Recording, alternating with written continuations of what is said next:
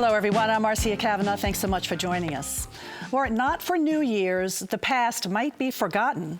The change in the calendar gives us reason to look back at the last 12 months to determine where we've been and where we're heading. We'll offer tonight our picks of the top 5 stories in politics, local news, business, and even a few wildcard selections, and we'll also venture a few predictions. Foreseeing it all for us are tonight's Informed Sources. Errol, Laborde, producer of Informed Sources. From Baton Rouge, John Maginnis, publisher La Politics Weekly. Kathy Finn, freelance business journalist for Reuters. And Stephanie Grace, columnist for the New Orleans Advocate. Well, politics, John, there's always a lot happening over a year for politics, more than we could possibly even mention. without having a major statewide election, we still had a lot of news. And my number 5 story was no budget news is good news. Usually this time of year, we're talking about the latest round of devastating mid-year state budget cuts to higher ed and healthcare. It got to be, kind of tiring refrain 5 years in a row it's happened. Well, finally, the revenue collections are starting to catch up with the press releases about how great the economy is, and there was no budget cuts in December.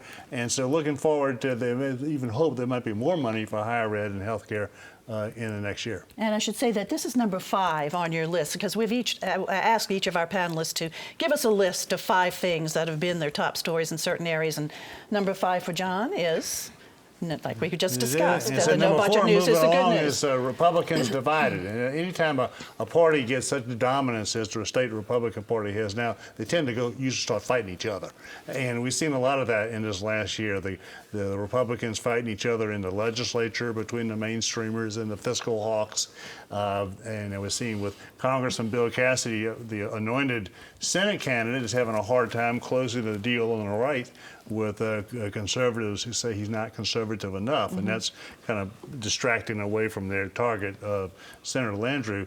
And we saw it in the 5th congressional district, a runoff between 2 Republicans that kind of got a little nasty there, and ended up it didn't win. Ended up at the end with, like you wrote about and I wrote about the Democrats in the side. The Republicans lead Democrats to the side, and that's some of the dangers of a divided Republican Party, is that the Democrats would use that as an opportunity to get things and mess things up. Let me ask you this: what for year 2013? What was it like for the Tea Party in Louisiana? Well, Tea Party didn't. They both claimed victory, and there was a split in that 5th congressional race. Tea Party's not as strong in Louisiana because we don't have closed Republican primaries where they can primary a mainstream Republican. They kind of a little bit more, and also many people think they're all Tea Party in Louisiana. We also don't have moderate Republicans for Tea Partiers to go after. Exactly, exactly. Well, my number 3 would be Mary Landrieu in the eye of the healthcare storm. Well, she, it's still catching up with her, that her vote, which is called the 60th vote, maybe the 59th, whatever, it would not have passed without her. And now she's getting, especially with the botched rollout, and then even worse, the news of all these people who are losing their insurance after the president supposedly had promised that they could keep it. Mary Landrieu felt like, she has ownership of this thing, where it's even forced her to come out and try and separate herself from the president and demand that he follow through on his promise, which he's only partially done. Meanwhile, she's being clobbered by these third-party ads that are coming in, spending a lot of money a year before the election, working her over to the point where she was forced to open up her own checkbook and started running ads for herself. I'm sure she had no intention of running ads before Christmas, but there she is now doing that. And so that's going to carry on into the next. She has to hope now that this is the worst news that Obamacare is going to have for her politically, because if not, it's going to be a really long year ahead. Number 2 was the coastal damage lawsuits. That finally there's people seeing a day of reckoning coming with the oil companies for the damage they have caused in their exploration. While they're bringing all the economy and jobs to Louisiana, they're also causing environmental damage. And finally, to have not just the Southeast Flood Protection Authority East file its sweeping lawsuit, but you have what might even be more troubling for the oil companies, is that Jefferson and Plaquemines Parish filed a string of lawsuits very specific about how the oil companies didn't fulfill their permits. And now St. Bernard is looking at getting into it. And if they do, maybe on the western side of the state, some of those parishes will, where the oil companies may be faced with, that could be the real danger for them, because the Flood Protection Authority lawsuit could get, shunted aside in the legislature, but the legislature really can't control the parishes in the same way. So and then you had the Governor General got into it himself by saying he's going to file suit against the Corps of Engineers, so to make them finish the Mystico and pay for all of it instead of making Louisiana pay for part of it.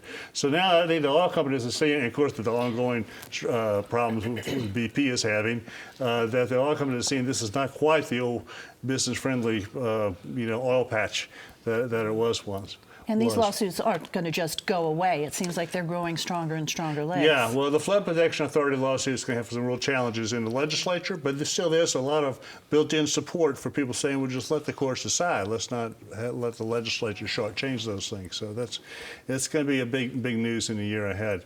Finally, I thought 2013 was Bobby Jindal's worst year as governor.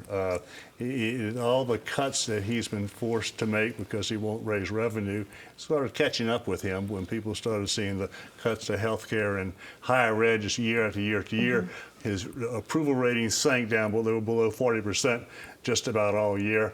And he seems to have fallen off the map of presidential contenders. He's not one that's talked about a whole lot there. And so, he may have he's got 2 years to improve things, but this was a bad one for him, I would think. And he had to abandon that tax proposal. Well, that was right before right. That was going to be his big deal. The income tax repeal. It's not the way he wanted it to be. Right, and once that cratered and he gave up on that, he was really sort of made a non-entity in the legislature this year, except for his vetoes. So, and then as many education what he calls reforms that pass, courts are unraveling, or that Bessie is stepping back on the Common Core plan that he touted a couple of years ago. He did win, or is prevailing at least, in the federal lawsuit against his voucher plan. So far he's doing pretty well with that. But overall, it's been a tough year for him in the legislature, in the courts, and in the political arena. All right, John, thanks. On to Kathy now, taking a look at business, the year in business, year 2013 for this area. What did you see? Well, some big stories, actually, and they're not always big at the end of the year. They tend to be kind of small. But this one, my number 5 story is the industrial boom along the Mississippi River and throughout South Louisiana, really. There's some $60 billion worth of expansion is going on in chemical and petrochemical plants, or going on or is planned up and down the river. It's going to generate tens of thousands of construction jobs, and not so many permanent jobs, but just a lot of spending between now and the next, say, 2017. It's going to mean a lot of jobs in the short term. For New Orleans, we're going to see a lot of business coming to architectural and engineering firms, and of course construction companies as well. And anything that services, any kind of company that services industrial firms like that. So it's a very big deal. It's historic, really, I would say, in terms of the amount of spending that's going on, even though in the last several weeks we've lost a few of those planned projects. And what was that? What were those projects? Shell was, I think, the latest one. But it's kind of the situation where you had so many billions of dollars of investment going on that the loss of $1 billion plant, at least the first one, didn't seem like a big deal. People weren't really that worried about it. But I think they're a little bit shaken by having a couple or 2 or 3 cancellations. I think that's a different story. Still, you're going to have a tremendous amount of spending going on and investment in that sector.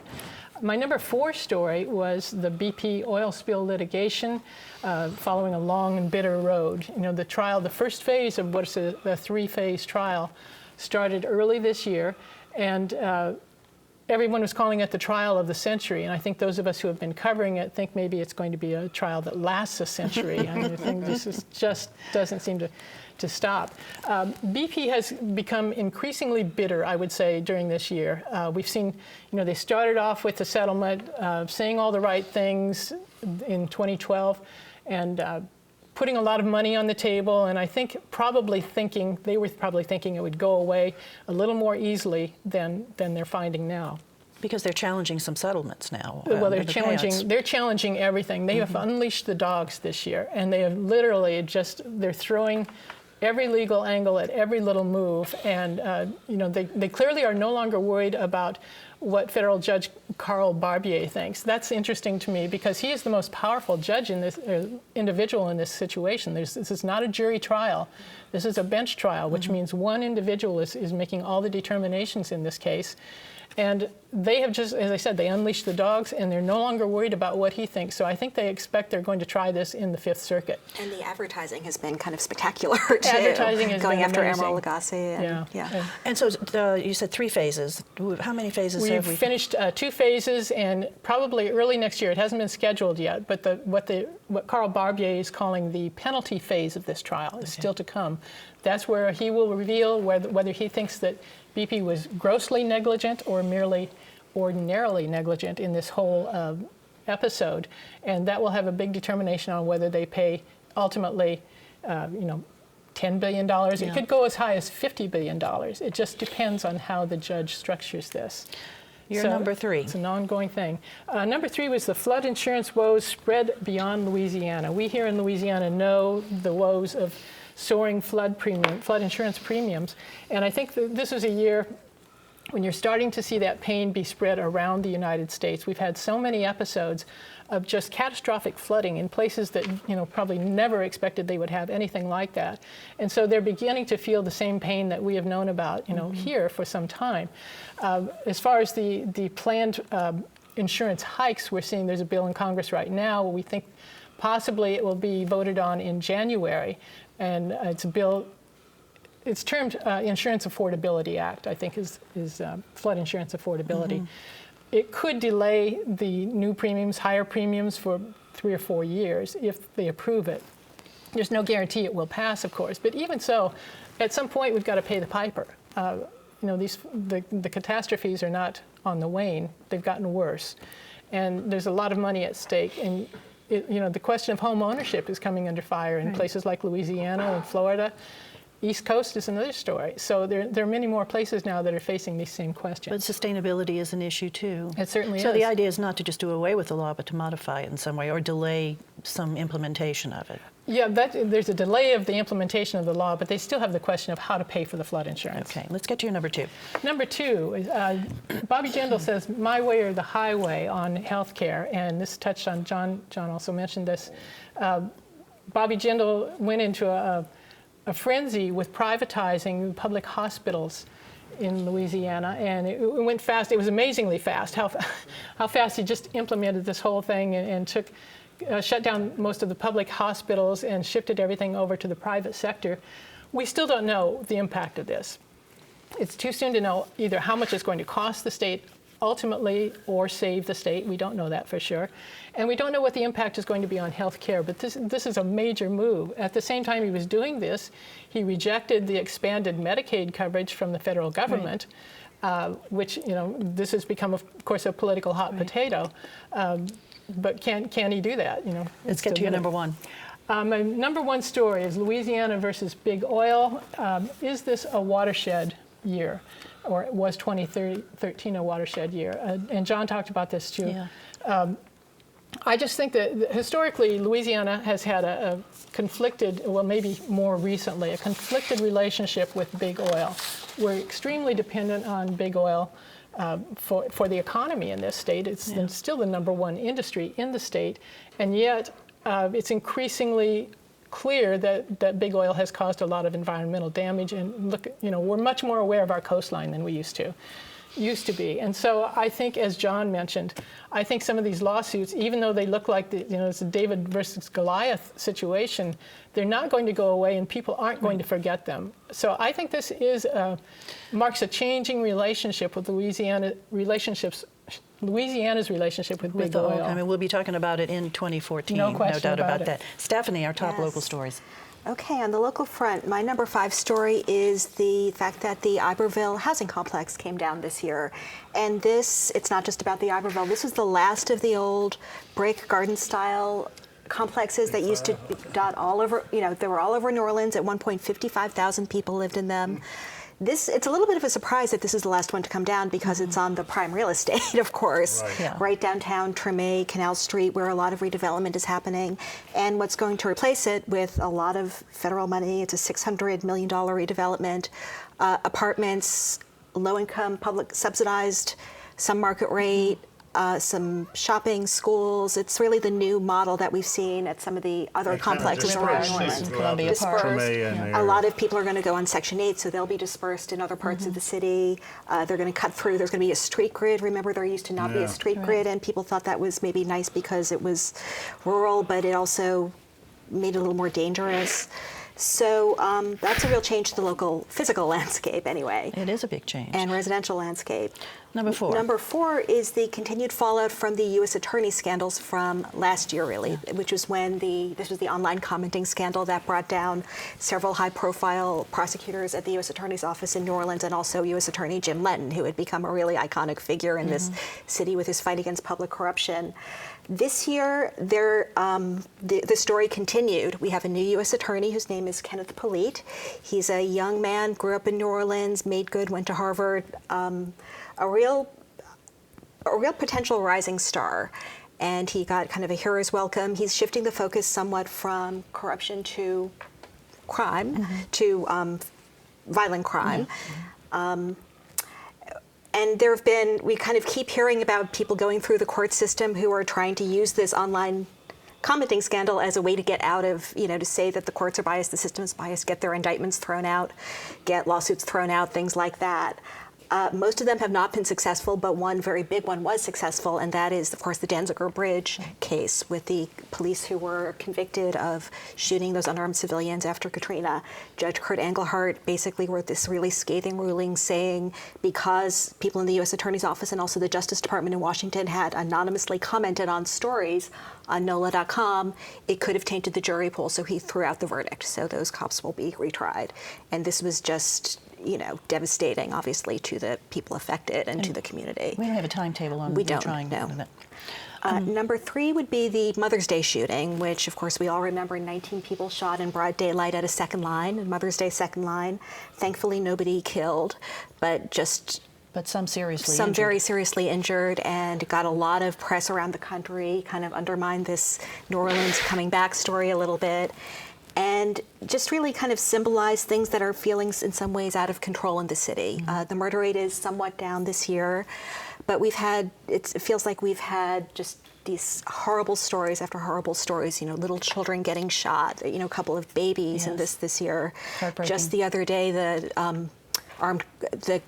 man who was driving the armed truck delivering money to a bank was killed in broad daylight. And the mayor, of course, Mayor Landrieu, has this NOLA for Life strategy that really got underway this year. It's very wide-ranging. It's midnight basketball and advertising to real anti-gang intervention. We had lunch with him. Some people from the Advocate had lunch with him the other day, and he really stressed that this is a long process. Don't expect quick results because you really have to change the culture. But we do have a murder rate down, as you know. But we have a murder rate down. We do, somewhat. About 20 from last year. Down, though, right? Exactly. And again, like Mother's Day shooting, the most prominent one, nobody died, but it was still horrible, obviously. Yeah, terrible. Let's take a look at number 2. Number 2, connected to this crime problem, the New Orleans Police Department and the Orleans Parish Prison, the Sheriff's Office signed consent decrees with the federal government to reform top to bottom. These are with the Civil Rights Division of the Justice Department, so they're very focused on how citizens are treated when they deal with police, how prisoners are treated at OPP, where, of course, we've had just devastating conditions. I should say they were both signed under duress. Because they're very expensive and the city is responsible. Mayor Landrieu originally supported the police consent decree. He then didn't. He said, we can't afford to do both, but he's going to have to find the money. And we'll see how these are unveiled over 2014 Sure. also. No, the last one for you. The last one, back in January, Mayor Ray Nagin is indicted. The first mayor, despite Louisiana's history, this is actually the first mayor to be indicted on a very wide-ranging indictment, 21 counts. There are 59 allegations. It's bribery, deal-making. There are a number of people who are going to be testifying against him. And that will come up when? January. Okay, so we're just right around the corner from the trial. All right. unless it's delayed again. Okay. All right, Stephanie. Thanks. Errol, over to you. I Wildcard call my stories. list Wildcard. These are the things that are out there that don't necessarily fit on any other list. But I always start off with number 5, acknowledging the Jazz Fest and Mardi Gras, because both of them dominate the city early in the year in the first quarter. But by the time that people do end of the year list, they forget about them because they were in the first quarter. And this year I added the French Quarter Fest to the list too, which has become very, very important. The month of April has become huge with the Jazz Fest and the French Quarter Fest, and of course Mardi Gras has an enormous impact. Number 4, hospital construction. After all the years of debating and arguing about the hospital complex, this was the year you finally saw cranes in the sky, and you see things being completed. And if you haven't done it, ride down Canal Street toward Laborde and look what's going on there, or ride up Tulane Avenue and see not only the construction that's going on, but the related things that are going on in terms of new buildings that are being built, new condominium complexes. And so this is a year when we're starting to see this fall into place, and we're going to, of course, see more activity in the next year. Number 3, I call Benson's World. We saw Tom Benson's acquisition of the Hornets finally come into play, now renamed the Pelicans, so he's in charge. He's a major man in Major League sports, but also other elements of his empire in terms of what's going on around the arena. And towards the end of the year, an arrangement with WVUE Channel 8, where Raycom has taken over the management of Channel 8, which most people see as a first step towards Raycom purchasing Channel 8. And to me, that's not as much of a step back for Tom Benson as much as more money for Tom Benson coming in the future, but he's certainly just a major player. Number 2 is the Super Bowl. The Super Bowl, New Orleans did a great job hosting the event. I mean, people always say, and I know that they scared the people in New York who are hosting it this coming year. You know, at one event they even said, "Hey, look, you know, we can't compete with you on this." They did a great job. The one unfortunate thing was that blackout during the Super Bowl, and all I gotta say is, thank goodness that Baltimore won, because they were leading before the blackout, and had the score been reversed, the announcers would have never let it go, because they were saying, "Well, this have an impact on the Super Bowl." That was unfortunate. It was so sad, because other than that, New Orleans may have done the best job ever on the Super Bowl. And the other story is one that's going on. It's amazing. It's an amazing story, and it's what I call just the newspaper upheaval. With the whole outrage that there was about the Newhouse people downsizing the Times-Picayune to 3 times a week, and the emergence of the Advocate. Now, this time last year, the Advocate had been in play, but now with the acquisition by John Georges and so many key people who were with the Picayune, including people like Stephanie, who are now with the Advocate, and the Advocate's become a major player. It is. I mean, who would have thought a few years ago that what used to be the Baton Rouge Advocate, now the New Orleans Advocate, is the daily newspaper of New Orleans? And I don't know of any community where this sort of thing has happened. I mean, there's been a lot of communities where there's been a downsizing of newspapers, but for another one to come in full-fledged is really just unusual. Well, it's delivering daily. The Times-Picayune, we should say, though, is publishing daily, is it not? Well, I mean, both of them online. The Times-Picayune is publishing daily with its TP Street, but they're not delivering it. They'll say they're doing online all the time. The Times-Picayune newspaper that we knew is 3 times a week delivered. Now there's also the full paper, yeah. There's also the TP Street, which is not delivered every day. So it's not a daily newspaper in the sense of being home delivered daily newspaper. It's not a daily newspaper. You know, I want to quickly revisit also the hospital construction, Errol. If you have gone by there, it's just changing the look of Tulane Avenue and Canal in that area, as he said, so dramatically. I mean, are we seeing or anticipating, or do you think it's going to happen where Tulane is really, really going to have this whole renaissance like we've seen on Ferret in a different type of way? Of course, it's all entertainment there. I think you're seeing elements of it already. I know of one case of a bar that's been nothing but sleazy that all of a sudden it's being converted into a wine bar. I mean, that says something right there. Okay, and then it's going a little bit further into Bank Street, an area around there that you're seeing more residential and more restaurants, and so it is truly spreading. And boy, Tulane needed help in the worst way, yes, and you're starting to see the impact. It was really, really a depressed corridor, and of course that was also part of the overall plan, was not only to bring just first-rate health care here and to keep people home, and certainly in our region, and to make New Orleans competitive with the Birminghams, but also to generate new life in that whole Tulane corridor. And there are 2 key buildings. There's that Pan American building and that Dixie Brewing Beer, which is an eyesore. And I think that once they're restored, that people can really, really see and feel something. I think that's going to be a good moment when that happens too. The Pan Am building's in progress, but once they can get that Dixie, I think that'll be a good symbolic moment for the project. The other factor there is that a hospital and these facilities are 24-hour businesses. So you're going to have activity there 24 hours. You're going to have people coming and going. You're going to have should have a marked increase in the safety factor there, which, Tulane Avenue has not always had a good reputation in that regard. So just from the standpoint of how many people and how much activity there is, it has to be an improvement. Just major changes for the city and definitely the look of the city, the life of the city. All right, predictions, folks.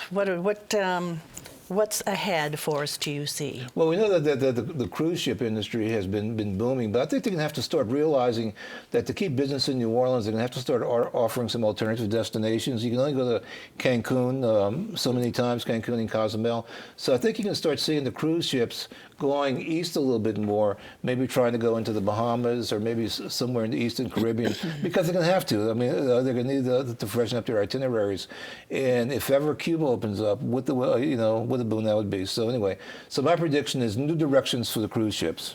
All right, John. I wouldn't pretend to predict the U.S. Senate race next year, but I'll say that Mayor Mitch Landrieu, he'll start the year as a candidate for mayor for re-election. He'll end the year as a candidate for governor.